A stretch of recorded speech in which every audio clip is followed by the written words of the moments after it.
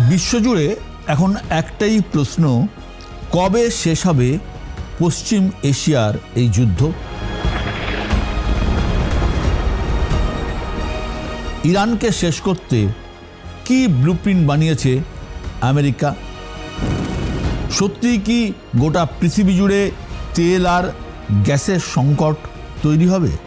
ইরানকে ঘিরে তৈরি হওয়া এই সংঘাতে কতটা বিপদে পড়তে পারে ভারত?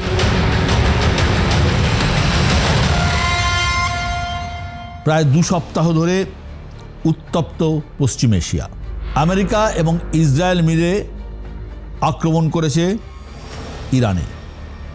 লাগাতার আক্রমণ চলছে। কয়েক হাজার মানুষ ইতিমধ্যেই প্রাণ হারিয়েছেন খামেনির দেশে। লেবাননে ইসরায়েলি হানায় প্রাণ গিয়েছে এখনো পর্যন্ত 500-রও বেশি মানুষের। ঘরবাড়ি ছেড়ে পালিয়ে গেছে লক্ষ লক্ষ মানুষ। আর এই যুদ্ধের সরাসরি প্রভাব পড়ছে পশ্চিম এশিয়ায়, আর পরোক্ষভাবে প্রভাব পড়ছে গোটা পৃথিবী জুড়ে। বিশেষ করে আমরা যেখানে থাকি এই ভারতবর্ষে, এই দক্ষিণ এশিয়ায় সবথেকে বেশি করে প্রভাব পড়ছে। তেল আর গ্যাস নিয়ে একটা আশঙ্কার মেঘ, আশঙ্কা বলবো কেন, বাস্তব। তেল এবং গ্যাস নিয়ে আমাদের অত্যন্ত চিন্তার বিষয়, এবং সেইটা কিন্তু দিনের পর দিনে চিন্তা বাড়ছে। কারণ জ্বালানির জন্য আমরা যে তেল বা গ্যাস ব্যবহার করি তার বেশিরভাগটাই কিন্তু আসে এই পশ্চিম এশিয়ার দেশগুলোর থেকে। স্বাভাবিকভাবে আমাদের সবার মনে একটাই প্রশ্ন, কবে শেষ হবে এই লড়াই? কবে শান্তি ফিরবে পশ্চিম এশিয়ায়? কোন যুদ্ধ কবে শেষ হবে সেটা নির্ভর করে যুদ্ধ থেকে যারা যুদ্ধ করছে সেই দেশগুলো কে কি চায় তার উপরে, এবং সেই যুদ্ধের পিছনে কি উদ্দেশ্য তার উপর নির্ভর করে লড়াই কবে শেষ হবে। আমেরিকান প্রেসিডেন্ট ডোনাল্ড ট্রাম্প এই যুদ্ধে একটা মুখ্য চরিত্র। আমেরিকান প্রেসিডেন্ট ট্রাম্প ঘোষণা করেছেন তিনি চান ইরানের অ্যাবসলিউট সারেন্ডার, অর্থাৎ সম্পূর্ণ আত্মসমর্পণ। এর মানে কি তিনি নির্দিষ্ট করে তার কোনো ব্যাখ্যা দেননি, কিন্তু যারা মার্কিন বিদেশ নীতি নিয়ে একটু আধটু চর্চা করেন তারা বলছেন ট্রাম্পের এখন টার্গেট একটাই, তা হলো ইরানকে সামরিকভাবে সম্পূর্ণ শেষ করে দেওয়া। সেটা আমেরিকা এবং ইসরায়েল দু দেশের কাছেই সবথেকে বেশি জরুরি। ইসরায়েলের কাছে সবথেকে বেশি জরুরি এই কারণে, ওই এলাকাতে সবথেকে ক্ষমতাশালী দেশ হয়ে উঠবে ইসরায়েল। কারণ বাদবাকি যে দেশগুলো রয়েছে সেই দেশগুলো হয় ইসরায়েলের সাথে সম্পর্ক আছে, অথবা মার্কিন ঘাঁটি রয়েছে। আমেরিকার সাথে প্রত্যেকের সম্পর্ক ভালো, সে ওমান হোক, সৌদি হোক, আরব এমিরেটস হোক, কুয়েত হোক, কাতার হোক, প্রত্যেকেই। একমাত্র ইরানকে কবজা করতে পারছে না আমেরিকা, কবজা করতে পারছে না ইসরায়েল। আর একবার ইরানকে কবজা করতে পারলে এই এলাকাতে ইসরায়েল হয়ে উঠবে অপ্রতিদ্বন্দ্বী। এবং সেই অর্থে বলতে গেলে যে ইরানকে কবজা করা কিন্তু এত সোজা নয় বা এত সহজ নয়। ইরান কিন্তু ভেনেজুয়েলা নয়। ইরানের বিশাল ব্যাপ্তি রয়েছে, ইরানের বিরাট ইতিহাস রয়েছে, একটা বিরাট দেশ ইরান। বিশাল প্রাকৃতিক ভাণ্ডার রয়েছে ইরানের। পৃথিবীর দ্বিতীয় বৃহত্তম গ্যাসের ভাণ্ডার যা রয়েছে ইরানে। পৃথিবীর চতুর্থ বৃহত্তম তেলের ভাণ্ডার রয়েছে ইরানে। যে পরিমাণ তেল এবং গ্যাস ইরানের নিজেদের কাছে রয়েছে তার বাজার দর 27 লক্ষ কোটি মার্কিন ডলারেরও বেশি। গত কয়েক দশকে নিজেদের সামরিকভাবে অত্যন্ত পরিপক্ক করে তুলেছে ইরান। ইরানের কাছে এমন ধরনের মিসাইল আছে যা কয়েক হাজার কিলোমিটার দূরে গিয়েও হামলা করতে পারে।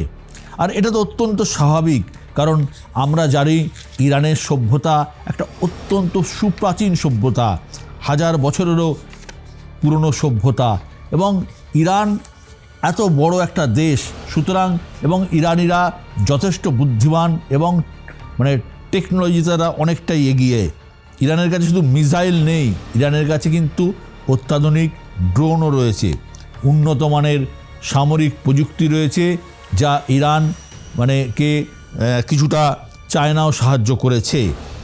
আর ইরানের এই গোটা সামরিক ব্যবস্থাটা নিয়ন্ত্রণ করে IRGC, অর্থাৎ ইসলামিক রেভলিউশনারি গার্ড, যাদের তৈরি করেছিল ইসলামিক বিপ্লবের পর যাদের উত্থান হয়েছিল, এবং এই গার্ডেরা ইসলামিক নেতৃত্বের অত্যন্ত বিশ্বস্ত।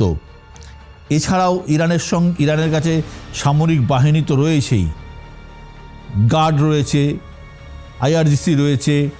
এছাড়া ইরানের কাছে রয়েছে ওই এলাকা জুড়ে বিস্তৃত জঙ্গি নেটওয়ার্ক, যেটা প্রত্যক্ষভাবে নয় পরোক্ষভাবে কন্ট্রোল করে ইরান। কীরকম? গাজা যেখানে যুদ্ধ চলছে সেখানে রয়েছে হামাস, লেবাননে রয়েছে হিজবুল্লাহ, ইয়েমেনে রয়েছে হুদি, আর এরা সবই চলে তেহরানের ইশারায়। এখানেই শেষ নয়, ইরানের হাতে রয়েছে ইউরেনিয়ামের ভাণ্ডার, যে ইউরেনিয়াম দিয়ে পরমাণু অস্ত্র তৈরি করা যায়। সেই কাজ বহু বছর ধরে ইরান করার চেষ্টাও করে চলেছে। আর ইসরায়েলের কাছে এটাই সবথেকে বড় মাথা ব্যথা, ইরান যদি একবার পরমাণু অস্ত্র তৈরি করে ফেলে তাহলে ওই এলাকায় ইরানের প্রভাব এবং প্রতিপত্তি এতটাই বেড়ে যাবে যা ইসরায়েলের কাছে ভবিষ্যতে অত্যন্ত চিন্তার কারণ হয়ে উঠবে। ইরান নামের এই মাথা ব্যথাকে তাই দূর করতে উঠে পড়ে লেগেছে ইসরায়েল, পাশে রয়েছে ট্রাম্পের আমেরিকা। সবার আগে তাদের টার্গেট রেভলিউশনারি গার্ড। ইরানের সামরিক ক্ষমতার মাথায় থাকা এই বাহিনীকে একাধিকবার হুঁশিয়ারি দিয়েছেন ট্রাম্প, কিন্তু কোনো কাজ হয়নি। ট্রাম্প যখন বারবার বলছেন তাকে জিজ্ঞাসা না করে ইরানের সুপ্রিম লিডার বাছা যাবে না, তখন এই গাড়ি ঠিক করে দিচ্ছে খামেনির মৃত্যুর পর তার সিংহাসনে বসবেন খামেনির ছেলে মোজতবা খামেনি।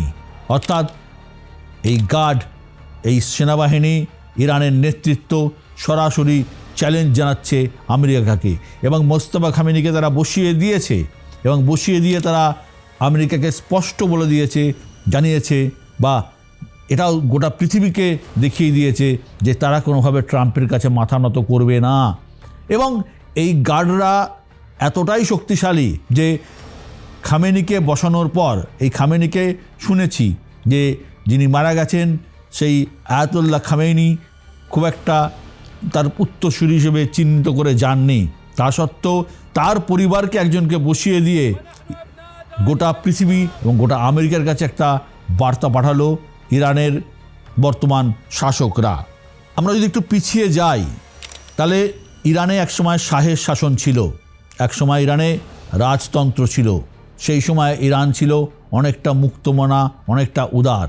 কিন্তু 1979 সালে যে ইসলামিক রেভলিউশন হয়েছিল, সেই ইসলামিক রেভলিউশনকে কেন্দ্র করে ক্ষমতায় আসে, রাজতন্ত্রের অবসান হয়, ক্ষমতায় আসেন এই ধর্মীয় শাসন ব্যবস্থা, অর্থাৎ খামেনিদের শাসন ব্যবস্থা। এবং সেই থেকে এই রেভলিউশনারি গার্ড যারা আছে তাদের তৈরি হয় এবং তারা ইসলামিক নেতৃত্বের অত্যন্ত বিশ্বস্ত। এই বাহিনীর ভয়েই সুপ্রিম লিডারের বিরুদ্ধে পথে নামার সাহস দেখান না কেউই। আর যারা তা সত্ত্বেও পথে নামেন তাদের কপালে জোটে মৃত্যু। আমরা কিছুদিন আগে থেকে দেখেছি ইরানে অভ্যন্তরীণ ব্যবস্থায়, ইরানের ভেতরে কিভাবে বিক্ষোভ হচ্ছে এই ইসলামিক শাসনের বিরুদ্ধে। এটাও অবশ্য কিছুটা হাওয়া দিয়েছে আমেরিকার পালে, ইসরায়েলের পারে। ট্রাম্প চাইছেন এই বাহিনীকে একদম শেষ করে দিতে, আর এই বাহিনীকে যদি শেষ করে দেয়া যায় তাহলে ইরানের সামরিক মেরুদণ্ড শেষ হয়ে যাবে। আর এটাই করতে চায় আমেরিকা। আমেরিকার পরের টার্গেট ইরানের বিশাল ইউরেনিয়ামের ভাণ্ডার। আপনাদের আগেই বলেছি যে পরমাণু অস্ত্র তৈরি করতে সবথেকে বেশি যে জিনিসটা লাগে সেটা হচ্ছে ইউরেনিয়াম। এই ইউরেনিয়ামই পরমাণু অস্ত্র তৈরির সবচেয়ে বড় উপাদান। বিভিন্ন এজেন্সির রিপোর্ট অনুযায়ী ইরানের হাতে যে ইউরেনিয়াম রয়েছে তার অর্ধেকের বেশি 60% পিউরিটিতে পৌঁছে গিয়েছে, অর্থাৎ পরিশোধিত হয়ে গিয়েছে। আর কিছুটা পরিশোধিত করতে পারলেই তা পরমাণু অস্ত্র তৈরির উপযোগী হয়ে যাবে। ইরানের হাতে যে পরিমাণ ইউরেনিয়াম আছে তা দিয়ে 7-8টা, কেউ বলছেন 9টা পরমাণু অস্ত্র অনায়াসে তৈরি করা যাবে। এখন প্রশ্ন হলো, এই ইউরেনিয়ামের ভাণ্ডার ইরান কোথায় লুকিয়ে রেখেছে? মার্কিন গোয়েন্দাদের তথ্য অনুযায়ী 3টে এমন ঠিকানা আছে যেখানে পরমাণু অস্ত্র তৈরির কারখানা বাড়িয়েছে ইরান। একটা হচ্ছে ফোর্ডো, একটা হচ্ছে নাতানজ, আর একটা হচ্ছে ইস্পাহান। ইস্পাহান অত্যন্ত প্রাচীন একটা শহর, আপনারা শুনেছেন, আপনারা জানেন। গত বছর জুনে এই 3টে ঠিকানাতেই বোমা ফেলেছিল আমেরিকা। তাতে কিছু ক্ষয়ক্ষতি হয়েছিল অবশ্য, কিন্তু আমেরিকা মনে করছে বোমা ফেলার পরেও ইস্পাহানের ঘাঁটি অক্ষত রয়ে গিয়েছে। সেখানে 200 কেজিরও বেশি এমন ইউরেনিয়াম আছে যার পিউরিটি 60% বেশি। আর এটাকেই ধ্বংস করতে চায় আমেরিকা, যাতে তেহরানের পরমাণু বোমা বানানোর হুঙ্কার চিরকালের মতো বন্ধ হয়ে যায়। আর একবার নোক দাঁত ভেঙে দিতে পারলে শাসক বদলে দিতে আমেরিকার সময় লাগবে কয়েক মিনিট। ভেনেজুয়েলার উদাহরণ তো সামনে রয়েছেই, কিন্তু মাথায় রাখতে হবে ভেনেজুয়েলার মতো একটা ছোট্ট দেশ আর ইরানের মতো একটা বৃহৎ দেশে বিষয়টা এত সোজা নয়। এখন প্রশ্ন হলো, ইরানকে এইভাবে শেষ করে দেওয়া কি আমেরিকার পক্ষে এতটাই সোজা হবে? এতই কি সহজ? বোমা ফেললাম, দখল নিয়ে নিলাম। যুদ্ধ তো হচ্ছে আকাশপথে, স্থলযুদ্ধ তো শুরু হয়নি। বিশেষ করে ইরানের পেছনে কিন্তু রয়েছে রাশিয়ার মতো শক্তি। প্রত্যক্ষ না হলেও ইরানের পেছনে পরোক্ষ সমর্থন রয়েছে চায়নারও। এই যুদ্ধের যাবতীয় গোয়েন্দা তথ্য মস্কোর কাছ থেকে কিন্তু পাচ্ছে তেহরান। গত কয়েক বছর ধরে ইউক্রেনকে নিয়ে ভুগতে হচ্ছে রাশিয়াকে, আর রাশিয়া চায় এই ইরানকে নিয়ে ভুগুক আমেরিকা। কারণ রাশিয়া যেমন ইউক্রেন যুদ্ধ ছেড়ে বেরোতে পারছে না, 3.5 বছর হয়ে গেল প্রায়, ঠিক তেমনিভাবে আমেরিকা এই যুদ্ধে জড়িয়ে পড়েছে। আমেরিকা এখান থেকে সহজে বেরোতে পারবে বলে মনে হয় না, এবং রাশিয়া ঠিক এটাই চায় যে আমেরিকাও ইরানকে নিয়ে ব্যতিব্যস্ত থাকুক। আর ইরানও ভেনেজুয়েলার মতো দেশ নয় যে আমেরিকা যা বলবে তাই মেনে নেবে। তারাও জানিয়ে দিয়েছে যুদ্ধ তখনই শেষ হবে যখন ইরান চাইবে। ট্রাম্পের সঙ্গে কোনো সমঝোতায় তারা যাবে না। তাছাড়া ইরান শুধু একা লড়ছে এমনটা কিন্তু নয়। ইরানের প্রক্সি জঙ্গি গোষ্ঠীগুলো যেগুলো রয়েছে, হিজবুল্লাহ, হুদির সঙ্গে লড়তে হচ্ছে আমেরিকা বা ইসরায়েলকে। ফলে বোঝাই যাচ্ছে এক্ষুনি এই যুদ্ধ থামার কোনো সম্ভাবনাই কিন্তু নেই। এখন মুশকিল হলো পশ্চিম এশিয়ার এই অশান্তি। পশ্চিম এশিয়াতে যুদ্ধ চলছে, সেখানকার মানুষজন প্রতি মুহূর্তে ভয়ে রয়েছে। এই বুঝি বোমা পড়ল, এই বুঝি মিসাইল আক্রমণ হলো। এমনকি দুবাই, দোহা, আবুধাবি, একটা উন্নত শহরগুলোর অবস্থা অত্যন্ত সঙ্গীন। কিন্তু শুধু পশ্চিম এশিয়া নয়, এই অশান্তি কিন্তু গোটা পৃথিবীতে জ্বালানিতে আগুন ধরিয়ে দিয়েছে, বিশেষ করে দক্ষিণ এবং পূর্ব এশিয়ায়। ভারত, পাকিস্তান, বাংলাদেশ, দক্ষিণ কোরিয়া, জাপানের মতো দেশে যে জ্বালানি লাগে তার বেশিরভাগটাই আসে পশ্চিম এশিয়া থেকে। ইরান, ইরাক, কুয়েত, সৌদি আরব, এই বিভিন্ন দেশ থেকে এই জ্বালানি আসে পশ্চিম এশিয়ায়। এবং এই হরমুজ প্রণালী বন্ধ করে দিয়েছে ইরান। বহুদিন আগে আমি একটা পডকাস্ট করেছিলাম, সেখানে বলেছিলাম এই হরমুজ প্রণালীটা ঠিক কী, এবং ওই যে একটা ছোট্ট জায়গা যেখান দিয়ে সমস্ত জাহাজকে পাস করতে হয়, সেগুলো ভারত মহাসাগরে আসে, তারপর সেটা ছড়িয়ে পড়ে এই দক্ষিণ পূর্ব এশিয়ায়, পশ্চিম বিভিন্ন দেশগুলোতে, সেগুলো কিন্তু মুশকিল হয়ে যাবে। ঠিক তাই হয়েছে। ইরান যেই হরমুজ বন্ধ করে দিয়েছে, এখানে মোটামুটিভাবে এই সব দেশগুলোতে জ্বালানি আসা বন্ধ হয়ে গেছে। শুধু এই দেশগুলোর অবস্থাও খারাপ এমন নয়, আজকে বৃহত্তর জায়গা দেখতে গেলে আমেরিকার অবস্থাও ভালো নয়, ইসরায়েলের অবস্থাও ভালো নয়, এবং আমার কাছে তো খবর আছে আমেরিকায় ইতিমধ্যে আমেরিকা সরাসরি যেহেতু যুদ্ধে জড়িয়ে পড়েছে, তারা বেরোতে পারবে না, এবং আমেরিকার জনসংখ্যার একটা বড় অংশ কিন্তু এই যুদ্ধের বিরোধী। সুতরাং ট্রাম্পও যে খুব স্বস্তিতে আছেন এমন কিন্তু নয়। স্বস্তিতে নেই ইসরায়েলের বেঞ্জামিন নেতানিয়াহু, তার কারণ এই যুদ্ধের আর্থিক ব্যয়ভার বহন করতে হচ্ছে শুধু নয়, তারাও কিন্তু আঘাতপ্রাপ্ত হচ্ছে। একটার পর একটা ইরানি মিসাইল কিন্তু আক্রমণ করছে ইসরায়েলকে। সুতরাং সমস্ত গোটা পৃথিবী জুড়ে একটা অশান্তিকর পরিবেশ তৈরি হয়েছে। তেলের কথা বাদ দিন, গ্যাস, যুদ্ধের জেরে গ্যাস উত্তোলনও ভয়ানকভাবে ধাক্কা খেয়েছে এই পশ্চিম এশিয়ায়। Saudi Arab, Iraq, Kuwait, United Arab Emirates, এই রকম দেশগুলো তেল উত্তোলন প্রায় 3 ভাগের 1 ভাগ করে দিয়েছে। এবারের যুদ্ধে একটা খুব খারাপ দিক হলো প্রত্যেকটা দেশই একে অপরের তৈল ভাণ্ডারকে অ্যাটাক করছে। আপনারা যদি দেখেন তাহলে দেখবেন যে ইসরায়েলি মিসাইল এসে পড়েছিল ইরানের তৈল ভাণ্ডারে, আর যেই ইসরায়েলি মিসাইল ইরানের তৈল ভাণ্ডারে পড়ল, ইরান পার্শ্ববর্তী দেশগুলোকে বাহরিনের তৈল ভাণ্ডারে অ্যাটাক করে দিল। সুতরাং তৈল ঘাঁটিগুলো যখন নিশানা করছে, তেল পুড়ে যাচ্ছে, এবং গোটা তেলের মার্কেট, বাজার, গ্যাসের মার্কেট কোথায় যে চলে যাচ্ছে কেউ জানে না, আগামী দিনে কোথায় যাবে কেউ জানতে পারবে না। এই যুদ্ধ যত দীর্ঘদিন চলবে, তীব্র জ্বালানি সংকট, আমি আবারও বলছি, ভয়াবহ জ্বালানি সংকট তৈরি হওয়ার আশঙ্কা রয়েছে গোটা পৃথিবী জুড়ে। আমাদের দেশ ভারত সরকার ইতিমধ্যেই গ্যাস নিয়ে কিছুটা কড়াকড়ি করেছে, কারণ সবার আগে যে জিনিসটা আমাদের আঘাত করবে, তেল তো করবেই, গ্যাস। আজকের দিনে প্রত্যেক বাড়িতে প্রায় গ্যাসে রান্না হয়। গ্যাস যদি একবার বন্ধ হয়ে যায় তাহলে কি অবস্থা হবে আপনারা প্রত্যেকেই বুঝতে পারছেন। আমরা এর আগে যে কোনো সময় গ্যাসের সিলিন্ডার বুক করতে পারতাম। প্রথমে সরকার বলল যে 21 দিন পরেই আপনি পরের বুকিংটা পাবেন, সেটা বাড়িয়ে এখন 25 দিন করে দিয়েছে। আর বাণিজ্যিক সিলিন্ডার বিক্রির ক্ষেত্রে তো নিষেধাজ্ঞা হয়ে গেছে।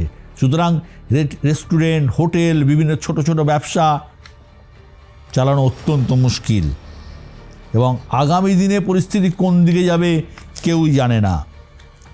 সরকার জানিয়েছে তেল নিয়ে আপাতত উদ্বেগের কোনো কারণ নেই, ভারতের কাছে পর্যাপ্ত পরিমাণে তেল মজুত রয়েছে। প্রায় 14 কোটি ব্যারেল অশোধিত তেল আছে, যা নিয়ে আমাদের মোটামুটিভাবে 1 মাসের মধ্যে চাহিদা মেটানো সম্ভব।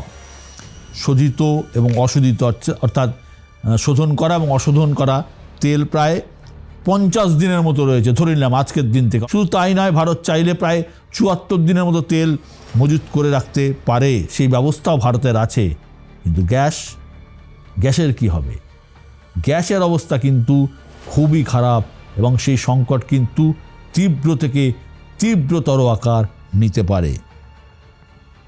আর জ্বালানি নিয়ে শুধু আমাদের মাথা ব্যথা তা কিন্তু নয়, ইউরোপেরও একই পরিস্থিতি।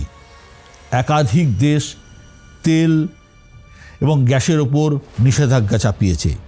পাশাপাশি তেলের দাম যাতে সাধারণ মানুষের নাগালের বাইরে না চলে যায়, তার জন্য সঞ্চিত তেল ভাণ্ডার থেকে রেশনিং করে তেল খরচা করার বিষয়টা নিয়েও ভাবনা চিন্তা করছে তারা।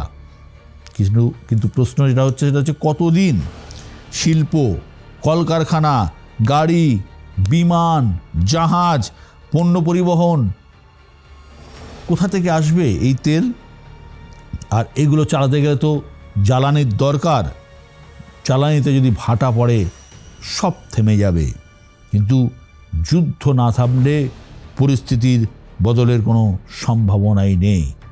একদিকে ট্রাম্পের হুঁশিয়ারি, অন্যদিকে অনড় ইরান, মাঝে আতঙ্কের প্রহর গুনছে গোটা পৃথিবী, আতঙ্কের প্রহর গুনছি আমরা, আতঙ্কের প্রহর গুনছে সাধারণ মানুষ। তার কারণ তেল যেমন আমাদের প্রচণ্ড পরিমাণে পরিবহনের ক্ষেত্রে লাগবে, পণ্য পরিবহনে লাগবে, সব ক্ষেত্রে লাগবে, ঠিক তেমনিভাবে গ্যাস, তা যদি না পাওয়া যায় তাহলে কিন্তু আমাদের ফিরে যেতে হবে আবার সেই 100 বছর আগেকার দিনে। সুতরাং আগামী দিনে এই সমস্যার মোকাবিলা কিভাবে আমরা করব, আমাদের কাছে সত্যি কোনো উত্তর নেই। যুদ্ধ থামার এখনই কোনো সম্ভাবনা যেমন নেই, তেমনি আমেরিকা, ইরান অথবা ইসরায়েল, 3 দেশের কাছেই কিন্তু এই যুদ্ধ দীর্ঘদিন চালিয়ে যাওয়া কিন্তু সম্ভব নয়। তার কারণ রাশিয়া ইউক্রেন যুদ্ধে সাধারণ মানুষ কীভাবে সরাসরি এফেক্টেড হয়নি, ইরানের এই যুদ্ধে কিন্তু গোটা পৃথিবীর সাধারণ মানুষ ভয়ানক সংকটের সামনে পড়তে পারে। যত তাড়াতাড়ি শুভবুদ্ধির উদয় হয় ততই পৃথিবীর জন্য মঙ্গল।